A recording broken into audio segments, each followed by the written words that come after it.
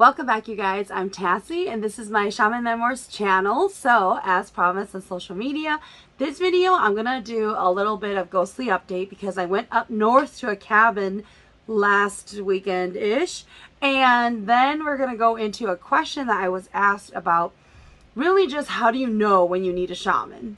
So, let's get into it. Alright, so briefly to recap from my last video from when I was in California, I had talked about in that video how I had tied a string, right? And I totally forgot to tell you guys the story of how I lost the string. So it was the day of the hooplee. We were hoopleeing for everybody in the family. I had a string on me. I saw it that morning, and I remember there was a point when we, did the whole chicken vokai, which is you cooking it and preparing to read the chickens for the hooplee. There was a point where my mom came to me and asked me to cleanse the house using chicken feet and some money, some Joss Asian money. What you do with that is you go around the house cleansing the house, and you're promising them this chicken feet and money to leave the house, okay? So before we started, I had my string on my leg. And if you guys also recall how I almost got sat on when I was in Fresno during my grandmother's funeral, because I decided to take a nap, and there was this ghost, this entity in the closet in the other room. Now, this room there, I told you guys as well, there were times when I was changing clothes and I had to close the door, so I was alone in the room. I was kind of like trying not to psych myself out by not looking at that closet, and I'm just like, and the closet's closed every single time I'm in that room, okay? It's closed, the doors are closed, and it's one of those sliding closets, okay? So the doors. And so I'm changing every time, and I'm just like rushing out of that room because it's very uncomfortable being alone in that room. Now, I remember when it came time to cleanse the house, right? Because my mom asked me, and I'm like, well, it's my mom. Okay, yeah, it's fine. I'll do it. So I'm cleansing the house, and I'm going room to room around the whole place, and literally I'm totally chickening out, you guys. I get to that room with that closet, and I'm just like, here's some chicken feet, but I won't go near the closet. It's literally me walking in and just like skipping over the whole closet. It was just such a scary feeling. And then after I finished everything, right, and you go outside, you toss the chicken feet, you burn the money as promised, my string was gone. We go back into the house, and then we were just sitting there. Nothing has hooked onto my foot. I didn't hit anything. I'm sitting there, and literally I look down and my string is gone, and I start screaming, where's my string? Because and my family didn't really understand why I was like freaking out about my string being gone. Okay, so here's the thing, you guys. If you ever have a shaman string tied on you and it suddenly disappears, like fell off, this is not, like you're showering, it's really warped and really big now, and okay, it slides off, right? And you maybe slid it off. This is you not noticing the string is gone, okay? So the saying goes, if your string gets taken, it was in place of your spirit, a part of you. So they took the string instead of you. So I was like, oh my God, now I'm like, I still need a string though, because we're still gonna be here a while. So that is the story of how I lost my string in Fresno. It's alarming, okay? Like, I find it alarming.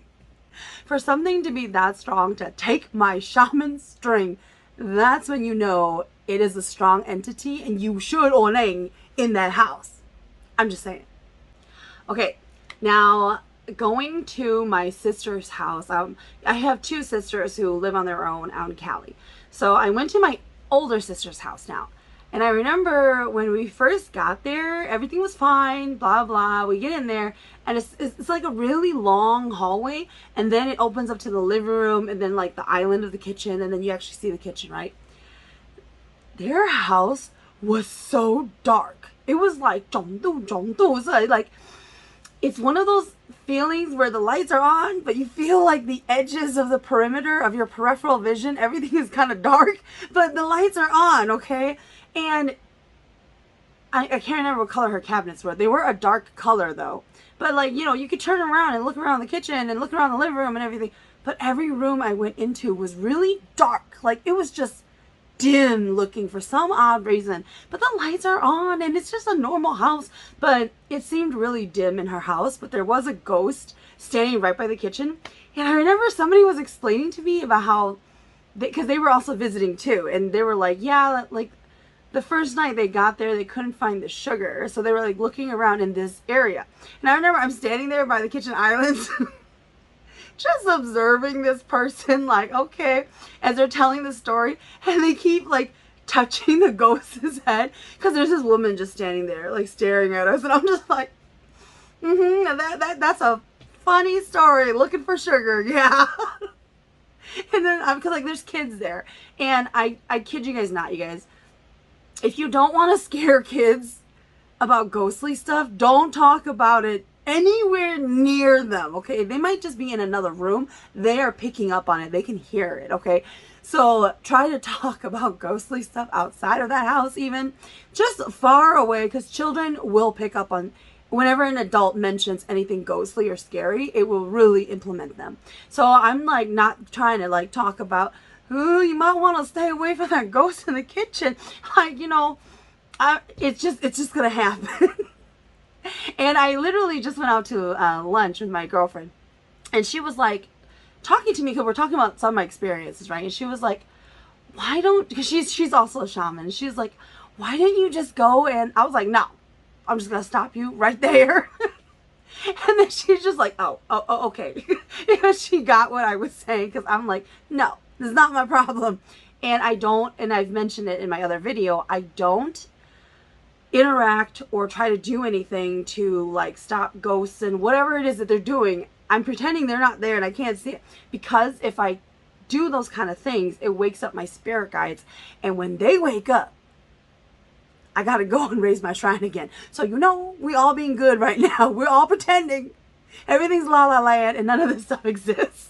Oh man, I wish that sometimes people could just observe me as I'm walking, because you have to pay really close attention to my expressions to know when I see something, and I'm just like, ooh. I think people, like, especially like my family, they're just used to me. They're just used to when I look off and I just stare at something and I look away, because a lot of times I don't want my family to also get the idea that it's there, because then they won't like sit where I want them to sit or like go where I want them to go, which is in a nutshell to protect me. So, you know, I try to be very, very good at hiding when I do see something, when I do sense something, because then my family will be like, no, you're going to the front of the line. Yeah, that's not gonna happen. But then there was another point where I was at my older sister's house in California, and I'm seeing the place for the first time. So then I remember I opened up a room, and one of my nieces was in there, and she's doing her makeup for the day. She's getting ready. She turns around and is saying hi to me. And then there's something in the room too, and I'm like, ha ha ha. I close the door. In the bathroom, I was just washing my hands, and there's a ghost standing there too. And I'm just like, man, this place is haunted as heck. But you know, it's okay, because I don't live there. But I have heard stories. So when I say stories, it's because I didn't hear it in first person. But other people have told me that they have heard the children who live there, my nieces and nephew, they have also seen the entities there. So, you know, I'm pretty sure coming that is from our family, where our family, we tend to have people who can see ghosts and stuff like that. You know, we tend to be more prone to these kind of things, where we're just more aware that they are there. So yeah. But you know, now that I think about it, my sister's first place that I went to go see before she moved into this place, there was this man who always was in the bathroom, but then he would walk around and he would sleep on my sister all the time. And I remember I was sitting on my sister's bed, and she's doing her makeup and getting ready to go out with us that day. And I remember I'm looking at my sister and she's talking, and I keep seeing a man's hand rubbing or brushing into her hair. And then I'm like, my sister can see my eyes like switching over. So my sister's like, what is it? And I'm like, I'm sorry, but I keep seeing someone's hand rubbing through your hair. And then she freaks out, because she tells me all the time she'll feel like there's bugs in her hair, like, but there's like nothing there, but she'll keep feeling that feeling. It's like tingling, where you could feel like something is rubbing in her hair. And I'm like, I'm sorry. But I'm like, me telling you is probably not going to help you because you've already known this is happening. But that's just what I'm seeing. So it's yeah. But my sister, she's very, very adamant about me raising my shrine. We had a whole conversation about how when people have entities on them, strong entities, you guys, this isn't just a little ghost that follows you from the mall, okay? And they could be a ghost that follows you from the mall, but they're strong, okay? These are types of entities that will frequently enter your dreams. You will have sleep paralysis. You will see them around in broad daylight. They will haunt you, okay? These types of entities, their main goal is to take your life force. And the longer they're with you, it can cut your lifespan down. And you know, for some people, it'll be like 10 years. So you'll end up passing away a lot sooner than you were meant to. And that's why, you know, you got to really cut those things away from you. Somebody had asked me about why do they do that? Why are there these demonic entities that do take your life force from you? That's naturally one of their abilities. Naturally, just being around other entities. I've talked about this before. I swear to God, it was like in my Peach Blossom 10 Miles anime Chinese drama where I kind of did a recap about demons and, you know, like angels and, you know, all that stuff, right? Heavenly people, let's call them heavenly people. And then you would call them like people from the underworld or demonic entities, right?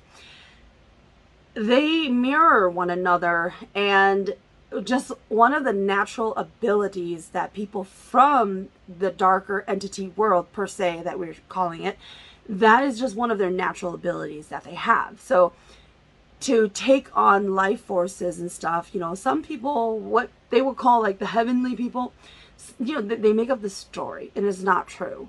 I'm just gonna let you know this. It's a story of how if you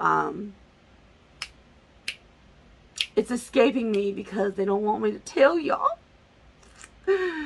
When you're praying and you're living a holy life because you're trying to raise your essence or something like that, okay? Like it's in all these Chinese dramas and animes. If you see anything about like angels and gods, okay, they always talk about how you can raise your ranks if you just like pray and like eat veggies only, and then you become a better, holier being, and you raise up in ranks, okay? That's really not how it's done. Now, I can't tell you guys how it's done. That's why they're making me forget everything. However, for you know, the reverse side is that they don't have to eat veggies and pray, even though that's not how it's done, you guys. Okay, so what they do though is naturally absorb the energy from other entities, and that's how they can raise their ranks. That's why they do it.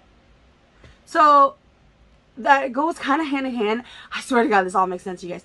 With, you know, like how people talk about selling your soul to the devil.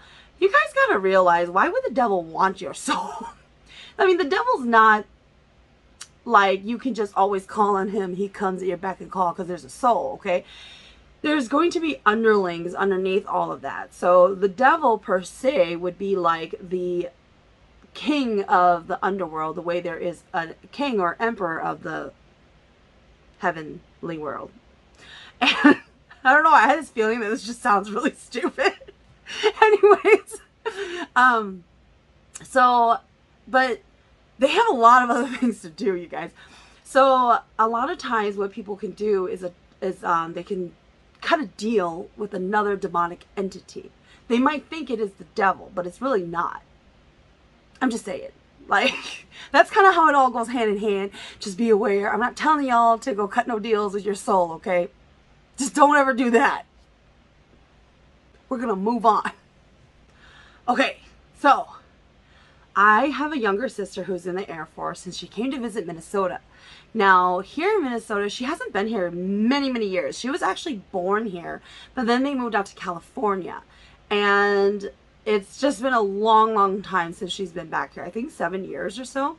So she was still a kid at the time. So now she's, you know, in her 20s, and now she really wants to see Minnesota. So she takes leave from the Air Force and comes here. And the first thing we do is we take her up north to go to a cabin. So she gets to see northern Minnesota, go on a little road trip, you know, just experience it. Now, here's the issue. This place was haunted as heck. Okay, so All right, so first off, before we even leave to go up north, my spirit guides kept telling me to tie a string on myself. In true Tassie fashion, I did not listen. I just went on my trip. Now, my sister and the rest of my family, they went in a separate car. And then my boyfriend and I were in another car. And I'm kind of freaking out on the ride because, you know, whoever gets there first gets to pick their beds. So I'm like, dude, what if I get the haunted bed? I mean, I'm just going to freak out if I get the haunted bed, right? What am I going to do about it, right? So my family, they actually get there 10 minutes before us. So I'm rushing into the whole cabin. And the cabin, super freaking cute. It was an Airbnb. It's about 30 minutes out from Bemidji. So we're up there. And the first floor, it is just the living space. It is the kitchen, the dining room, and the living room. There's no bathrooms on the first floor. The full bathrooms are only on the second and on the lower level, the basement. And the basement is finished and is fully furnished, okay? So the bedrooms are also split in that order too. There's 2 beds upstairs and 2 beds down the basement. And there's 1 pull-out bed in the living room. So I go in there and then I go upstairs because I wanted to sleep with my sisters. And so then my brother and his girlfriend, they stayed in the lower level in the basement. So I remember I was like, oh, that's okay. I don't want to stay in the basement. It's okay. Y'all can have the basement. So I go upstairs and I'm like looking feverishly like which bed is mine because there's only 1 bed up there. And then my sister, she's making a huge deal reminding me this is the bed I have chosen. This is my bed. And I remember I turned, I looked, and the first thing I saw was this ghost woman standing next to the bed and then her bed. And I'm like, no problem. And then my sister starts to get suspicious of me. Because then I'm like swimming in my bed. Like, yes, this is my bed. I'm like, no worries. Y'all can have that bed. And then my sister sees I keep looking off into the corner where the ghost woman is. And I'm like, this is really cute. So my sister, she starts to get like, what the heck? Like, no, like, why isn't Tassie sleeping on this bed? So I start to like pull all the blankets off of my bed and I start to like lay in it, throw all my stuff on top of it. Like, you ain't taking my bed now. You have laid your bed, literally. You're gonna lie in it now. So I will say I definitely set the tone though for the trip because now I'm scared because these entities, okay, there's 3 main entities at this house. There is a husband and a wife who both passed away there, and it was actually their cabin, or they lived there. So they're like, they're wondering, why are we here? Now the 3rd entity, it's in the basement, and it's a dark entity, man. This is an entity that likes to play with you. Makes you think that it's just fun and games kind of play. Being now the woman and the husband though, they are creepy because they're not like unaware, like they're just living their life, right? No, they are watching you, they're interacting with you, they're following you around. It was not cool because I'll tell you guys this. There was a time when I really had to go and poo. That's right, Tassie poos. And remember, I told you guys the bathroom's only on the upstairs or the downstairs. So I was like, okay, you know what? I'm just going to go upstairs. It's going to be okay. Like, this is my first time using that bathroom alone. So here I go. I go by myself all the way upstairs. And when you go upstairs, you have to cross the whole living area where the 2 beds are. And there's like couches and a TV and furniture, right? So then when you get to the side, it's the deck doors to go outside. And then you hit the bathroom. When you walk into the bathroom, right next to you is a toilet, and the toilet also faces towards the showers. Right up ahead is a double shower, and then the sink and everything. So here I am. I use the bathroom with the door open. So I sit down, and the door is behind me. So it's to the side, right behind me. So I'm sitting there, minding my own business, and the best part is when you're in the cabin, there's no Wi-Fi in this cabin. When you're in the cabin, you have no internet connection.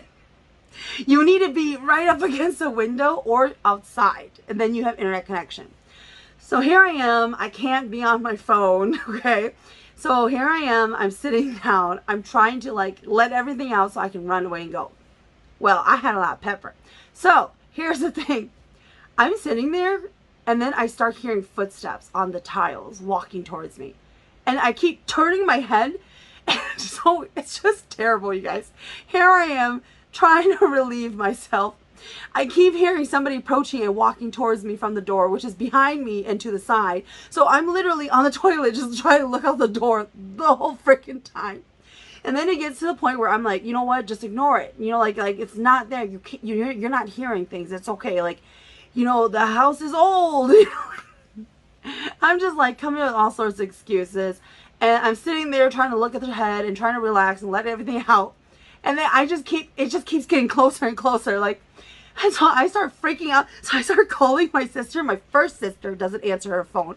My second sister, thankfully, answers the phone. And I'm like, I need you to come up here right now. I need you right now. So then my sister, she comes running up there and I make her stay with me until I'm done. So that really kind of set the tone where now nobody except for the boys would go use the bathroom alone. It was this very, very creepy feeling. But again, the cabin is beautiful. It's very nice. We played a lot of games and we had a good time there. It was just very, very unnerving. But that's not all. Because more stuff happens. All right. So here is the first night at the cabin.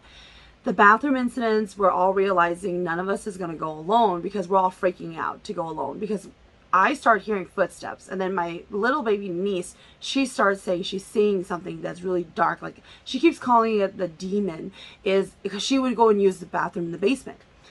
But here's the other trippy part. She also kept going to play in the basement by herself. And then she started to get scared. And then she refused to go down there by herself now because she saw the demon. So, you know, now I'm sitting by the fire pit, you know, we're having a bonfire now, we're grilling s'mores and we're all just talking, drinking, hanging out. And then I start to hear my spirit guides telling me, oh, at night they're going to touch us. They're going to touch this. The ghosts are going to touch us. And I'm like, they better not touch me. And they were like, no, they won't touch you, but they're going to touch everybody else. And I'm like, okay, that's okay. That's okay. So I didn't think anything of it. Because Tass is not affected. So we go to bed. And then that night, I kept waking up and I kept hearing grinding because apparently my sister has TMJ and I'll hear her grinding her teeth.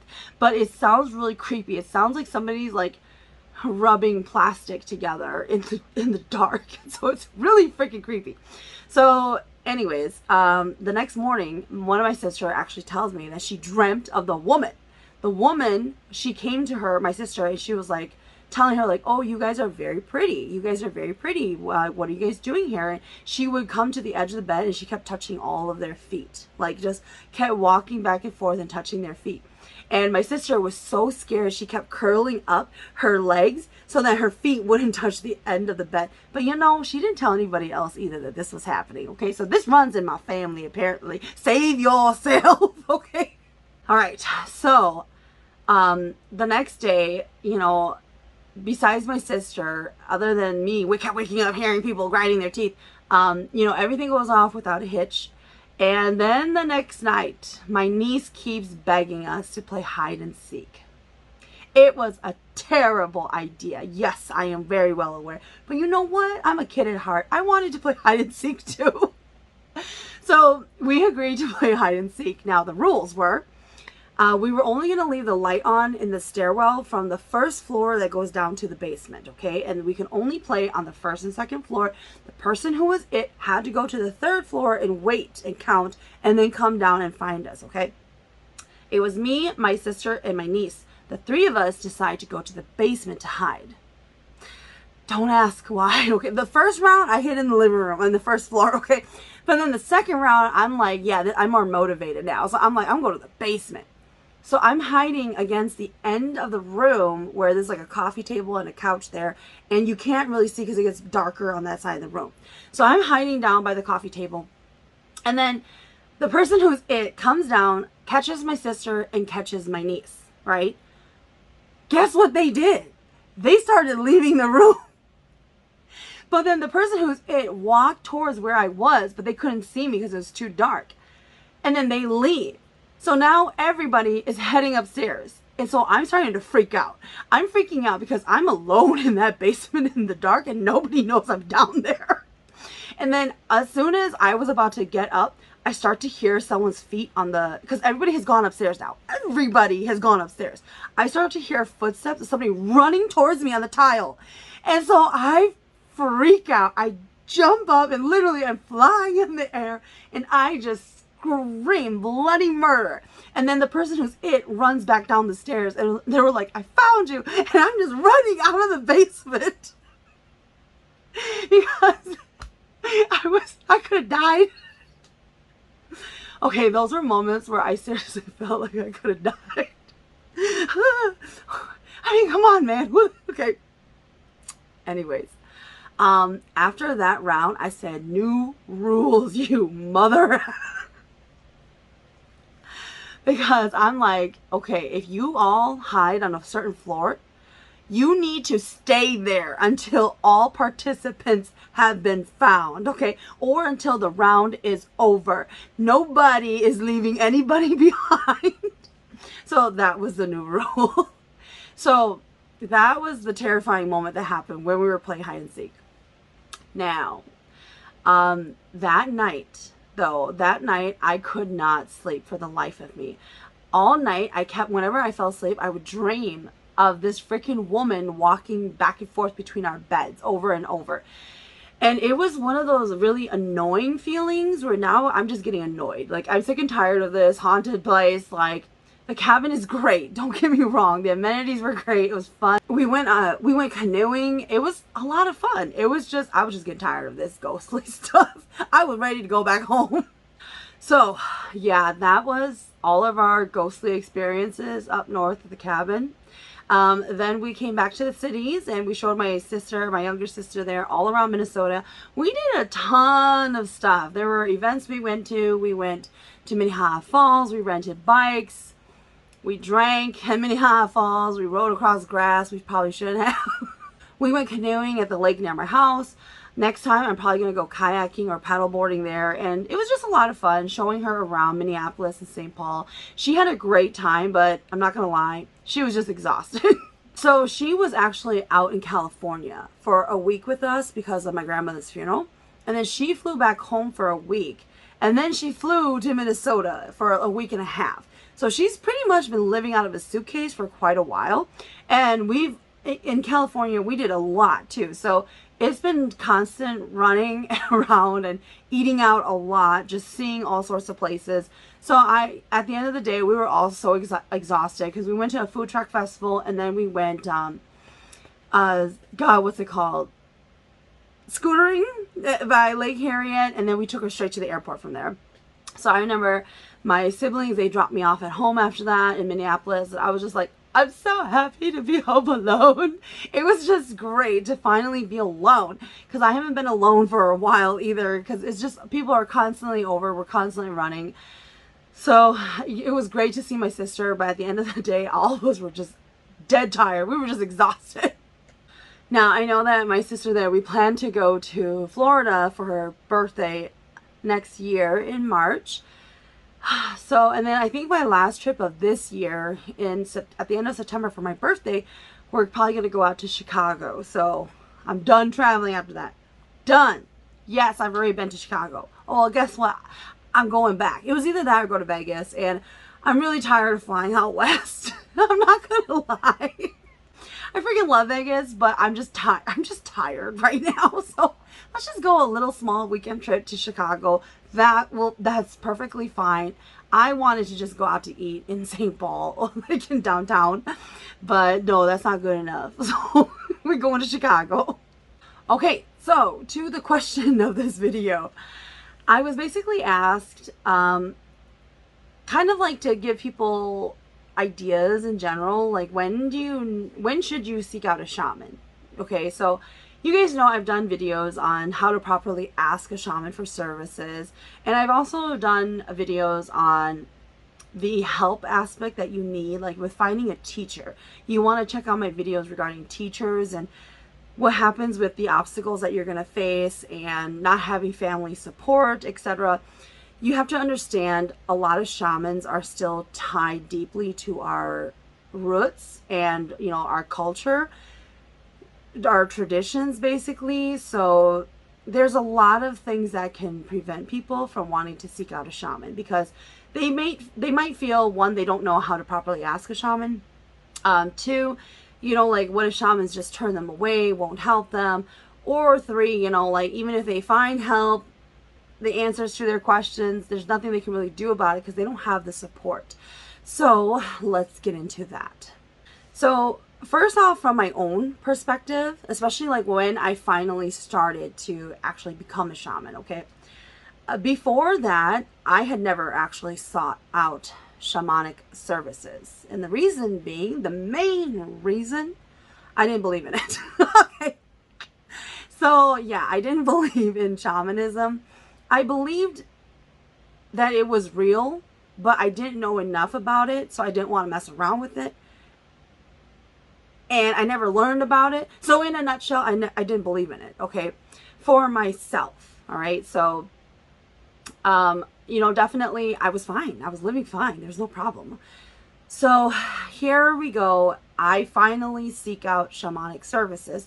And if you guys watched my videos about myself growing up, and I do talk about how what finally led me to go and seek out services and find a teacher. It was because I thought I was going to die. Okay, that's what it takes for me. My spirit guides, they know they have to go to the very extreme, or I don't do anything. So I really thought I had a tumor, and I thought that I was going to die. That all along, seeing and talking to spirits, I had a tumor. That's why it was happening. I didn't have a tumor, you guys. You know, I've had my blood tested a lot for my health issues with my hair and everything.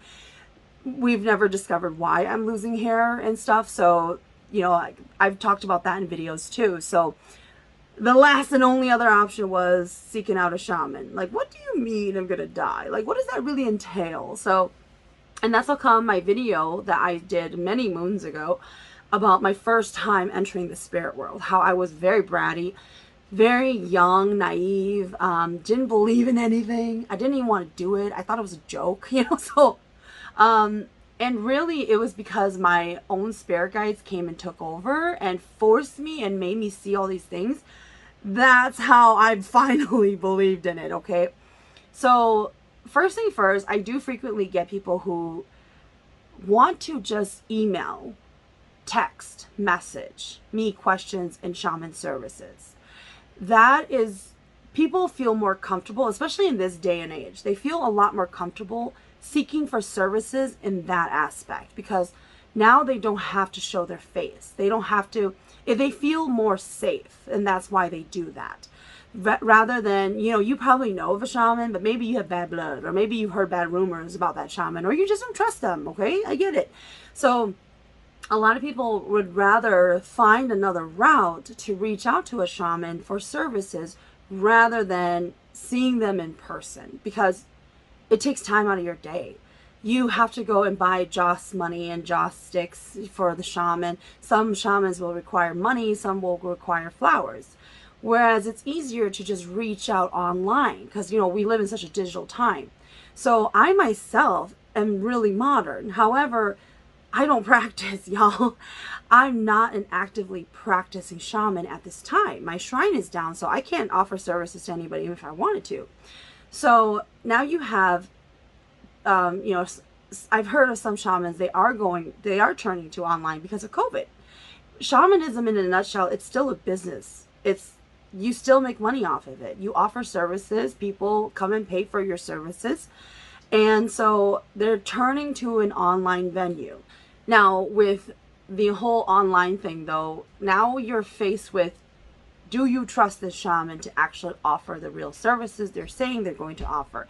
At what point in time will I have to actually meet this shaman? And the biggest draw is that people don't have the support from their family or even the knowledge on how to ask a shaman for services.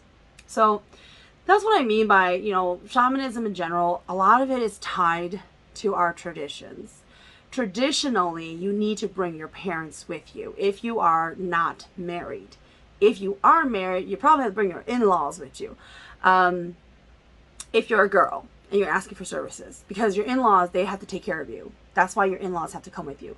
But if you're a guy, you can go by yourself. That's fine. But if you're young, a lot of shamans would prefer an elder with you. If your parents have passed away, you bring an uncle of some kind with you. So, a lot of it is tied to, and the reason for that, in case y'all don't know, it's so that you're not stranger. So it's kind of like whatever happens, we have witnesses now. This wasn't just something that happened between you and I tricked you. That's the reason. It's all built to protect one another. So that way the shaman is protected, knowing that you are a respected person, you are taking this seriously. That's why you brought your parents or you brought your in-laws, because your in-laws want to take care of you because you are a good daughter-in-law, etc. So now let's say you don't have any of that. Sometimes when you explain it to the shaman, they'll probably be okay with it, especially shamans who are just, they are just strictly looking into things. They're not going to heal you. So I was asked the difference between, like shy, oning shy, which is basically you going and looking at what is the answer to your problem, right? Or your question. And then oning ka, which is you going to be fixing. You're going into the spirit world to actually fix said problem question. So, like a lot of times there are some shamans who only do one part, which anybody can come to me by yourself if you wanted to. I don't care. But you're paying me a fee and I'll just answer whatever questions you have from the spirit world. But I will not fix it. If you want me to fix it, you need to come back on another day with the proper people to ask me to fix it. So then that's when they'll tie in the traditions and having family come. So that way they know you have support. So the day that they actually go and fix you for the ceremony, then they know, okay, these people know how to set up a ceremony and they know how to give proper thanks. They'll have all the animals ready. It will not be a hodgepodge mess. They will know how to do an actual ceremony. Because a lot of times shamans, they are very busy. When they have their shrines open, they're booked every single weekend. Not even lying. On their days off, they also have ceremonies. So, it's just one of those things that happens. So they want to make sure they're not wasting their time, because they are paid to do ceremonies. They are paid to see people. So a lot of these things, they are built up in a certain way to protect all parties. So that way, the shaman doesn't do a service and then the family never pays up at the end of it, because then that's bad blood going on. But even what if the shaman gets disrespected during the ceremony because they didn't give the proper thanks, they didn't know how to do everything.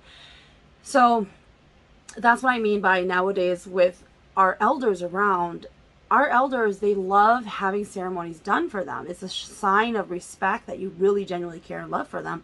That's why you do those things for them. However, if it's not done to the way they are used to, they won't feel like it was done correctly. I mean, I frequently have people who tell me that, oh, my grandpa came in Hoopli for me, but they didn't come. So can you come in Hoopli? And I'm just like, does your grandpa know you doing this? Because did you go see another shaman who told you it didn't come? Like, what makes you think it didn't come? Like, do you just need another Hoopli? So I don't know. It's a whole thing. And honestly, just so you guys know, nowadays with more and more younger generation shamans becoming shamans, it's not as big of a deal anymore. I'll tell you guys that honestly. I have mentioned in old videos, you guys, how one day things in the shaman community can change, will change, as far as proper rites and proper ways to ask and proper thanks and everything, right? Things will change, and it is starting to change. There's a lot more younger shamans now. And I will say I was taught by an old school shaman, so a lot of my beliefs are still tied to the old school way. However, at the end of the day, I listen to my spirit guides. What do my spirit guides want? All right, because everything that was taught to me was taught by my teacher as far as the traditions. how to properly ask a shaman, how to properly give thanks to that shaman, how to properly say the words back to that family as the shaman, okay? So a lot of that I was taught the proper way by an elder, right? Because my teacher was an elder. And so, and then again, you know, I'm not really like the psychic types, right? The Neng Shou types. I'm more Zizheng Zisong. So it's more like, you know, way more old school. But I do feel like nowadays there's a lot of psychic types of shamans, right? Their methods is so different. And honestly, you just have to ask the shaman. That's all it comes down to. It's communication. You just need to tell the shaman, hey, I have a problem. And if the shaman can see the answer, and you don't even have to like their answer, you don't even have to take their answer. You can just go with an open mind, an open heart, hear what they have to say from their view on the spirit world, and take what you will out of it. You don't have to say that this is law, this is the absolute truth. It's for you. You're the one with the problem. It ain't them. So what I'm trying to say is take what you want out of it. You can go and seek other shamans. You don't have to go off of the words of the first shaman. How do you know which words you should go off of? You will know. It will hit you. When they tell you certain things, it's like an epiphany comes. And you're like, oh, my God, I get it. Like that has to happen, y'all. If they're telling you things and you're just so confused, that's probably not the shaman who can actually fix your problem. But maybe you don't have a problem that you want them to fix. You just have a question. You know, like sometimes people will ask me, I'm not really sure if I should seek out a shaman for this type of scenario. Like they want my advice on, should I for this scenario? Yeah, you should. If you're asking, you should. And sometimes people don't think it's a big deal. And sometimes people don't want to deal with opening up a can of worms, going to seek a shaman, and oh God, it's going to be 50 ceremonies and 20 cows. So, you know, sometimes people don't want to do that either. However, it's really up to you. Like at the end of the day, it's your pocket, your money, your time, what you want to commit to. And I always recommend, you know, like if it's something as simple as you keep having the same dreams, you keep having the same issue, you keep seeing the same thing, and you're just kind of wondering, is this a spiritual message? Check it out. That doesn't even involve anybody fixing anything. It's just you finding out an answer. It is very, very simple. And you guys have to remember, at the end of the day, shamans are still humans. They're just like you. They just got spirits talking to them and showing them the way and doing all sorts of stuff. But in a nutshell, they are just like you guys, you know? And so some people will cater more towards the younger generation because they feel like that shaman type can explain it better to them in a way that they can understand it.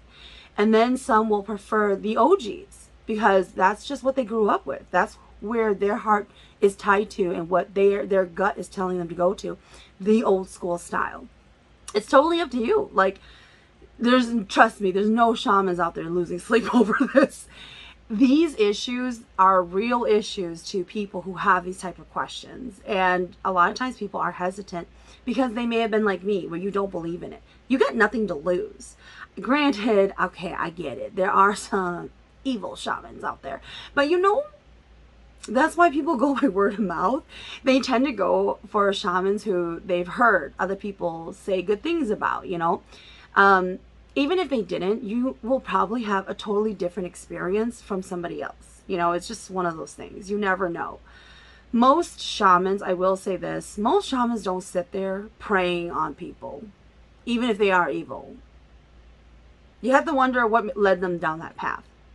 Okay, like, I genuinely don't think people start off genuinely evil. Like, yes, I am going to become amazing and rule the world. Nobody, I don't know anybody who does that, because there's actually something there that prevents people like that from actually obtaining gifts. That's why I'm telling you guys that, because if, let's say there was somebody who was a shaman, right? They will be very limited in their abilities because that is their end goal. Again, that's how I generally don't believe people they truly are evil, things have led them to make the decisions they have done, right? But it doesn't always make them 100% evil all the time, okay? So it's just, again, it's just situations happen. And so I'm really not biased because of that, you know, like I try to think of it more realistically. Like I wasn't in those shoes. I don't know what they were faced against in that moment that made them think that or do that.